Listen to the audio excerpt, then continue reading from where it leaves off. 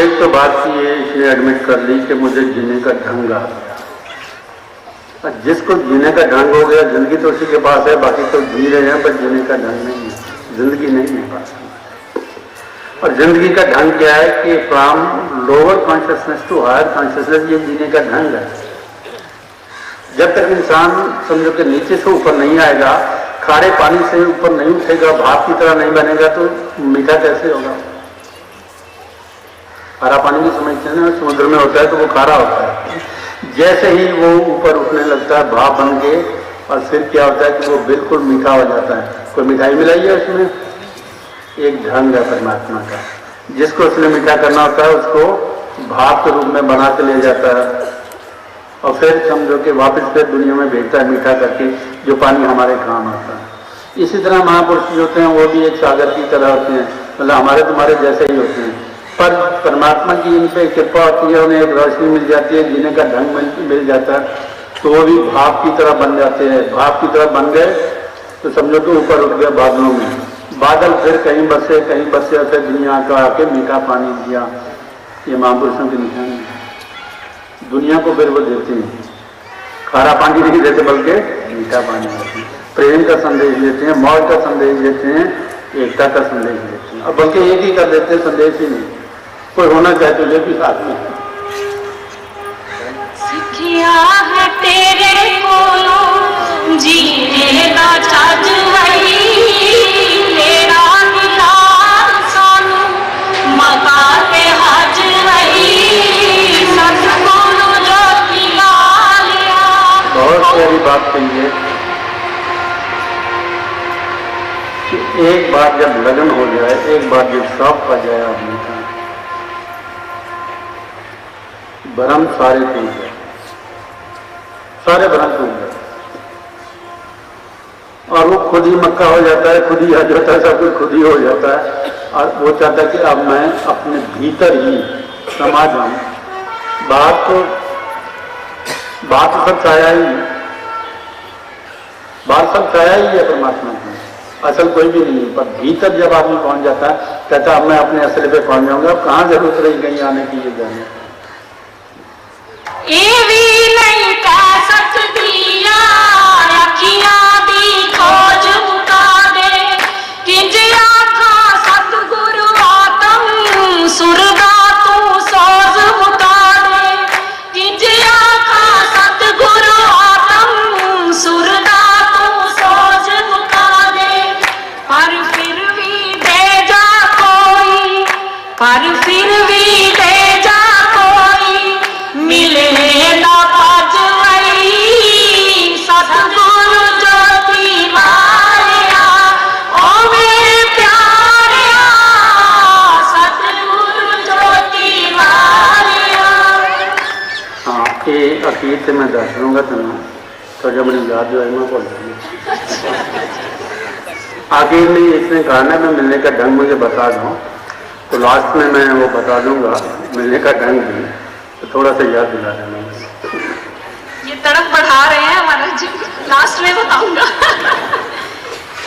दिल दे है मेरे पावे अखियां तो दूर सैयो, दिल दे है मेरे पावे अखियां तो दूर सैयो। मुझे बड़ी हैरानी होती है कि मैं यही सोच के आया था कि ये बात बतानी है, इसको कैसे पता लग गया? मेरे पास बैठा हमारा जी कोई है ना।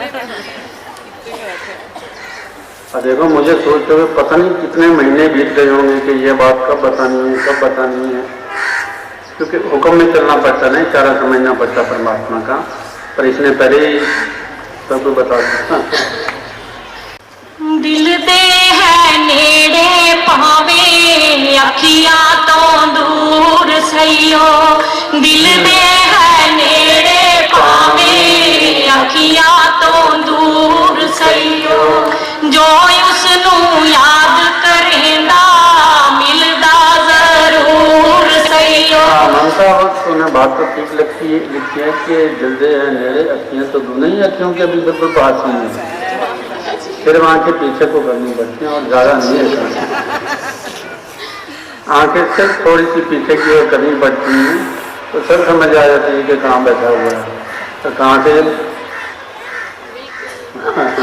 चलो दिल दे है नेड़े भावे अखियां तो दूर सईयो जो उसनू याद करेगा मिलदा जरूर सईयो। ये बहुत प्यारी बात लिखी है, जो उसको याद करता है। वह बात यही हम याद नहीं करते, हमें याद क्या रहता है लूना का तेल।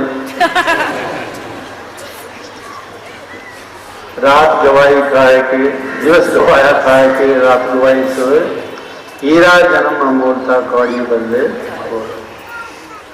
यही कुछ याद है।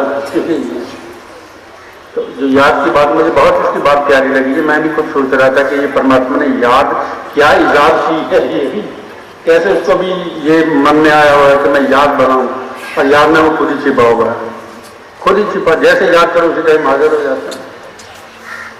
हाँ। जो उसनू याद करेंदा मिलदा जरूर सईयो। अच्छा एक बात बताओ, जब याद करते हो तो अपने पास आ जाते हो कि दूर चले जाते हो? अरे यही बात है ना तेरी देखने वाली। चलो मिल जाएगी। तकदियां विछड़ियां रूहां जद कोई अपना प्रीतम अंदर है वसदा जेड़ा उसनू की लभना प्रीतम। अंदर जो वसदा उसे ढूंढने की क्या जरूरत है? पर आदमी में ईगो है ना, तो मैं पा लूं, मैं पा जाऊंगा, मैं ये करूंगा, मैं वो करूंगा। परमात्मा कहता करो तो ठीक है। नतीजा क्या होता है? वो अपने से दूर दूर दूर चला जाता है। तो यही महात्मा बुद्ध के साथ भी हुआ। शौक पर चले गए जंगल बाहर, घर बार छोड़ के। कठिन से कठिन तपस्या की उन्होंने, जैसा भी किसी ने बताया उन्होंने वैसा ही कर दिया। कि कांटों पे चलना तो ठीक है, कहता कांटों में चलूंगा। जमीन पे सोना कहता वो भी जमीन पे सोऊंगा। भूखे रहना तो भूखे भी वो रह गया कि किसी तरह परमात्मा मिल जाए मिल जाए। पर एक क्षण ऐसा आया जब वो थक गया, अर्थात ईगो टूट गई। अब करने वाली बात छोड़ दी, ईगो टूट गई। और जिस दिन ईगो टूट गई वो एक हो गया, रात को एनलाइटनमेंट हो गई, एक हो गया। तो बात उसमें क्या है समझने वाली कि हमारे भीतर जो परमात्मा ने एक नोटिस डाला है, अहंकार डाला है, वो यही कुछ ही करता है। वो यही कुछ करता है, कहानी उसका यही है। वो इतना हमें दूर ले जाता है कि आदमी को समझ नहीं आती कि मैं कहाँ जा रहा हूँ। बल्कि इसमें रुकने की जरूरत है, मतलब मन को शांत करने की जरूरत है, मन के भागने की जरूरत नहीं। हम जितनी भी क्रियाएं करते हैं मन से करते हैं।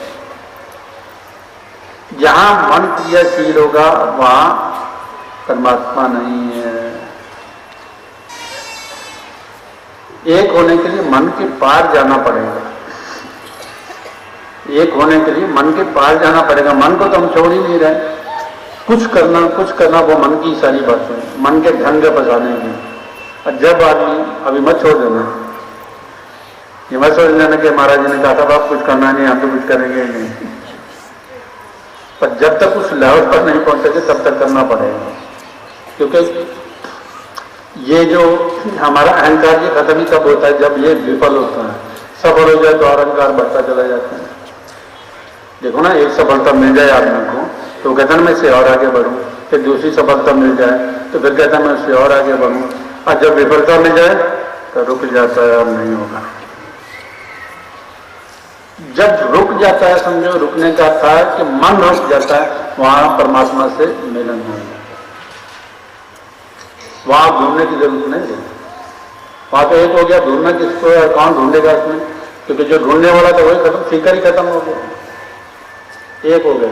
सिखिया है तेरे कोलों जीने दा चज वही सतगुरु ज्योति वालिया हो मेरे प्यारिया सतगुरु ज्योति वालिया ए मेरे मेहरमा सतगुरु ज्योति वालिया।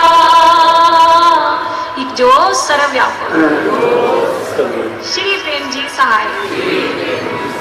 तेरी मौज तू ही जान।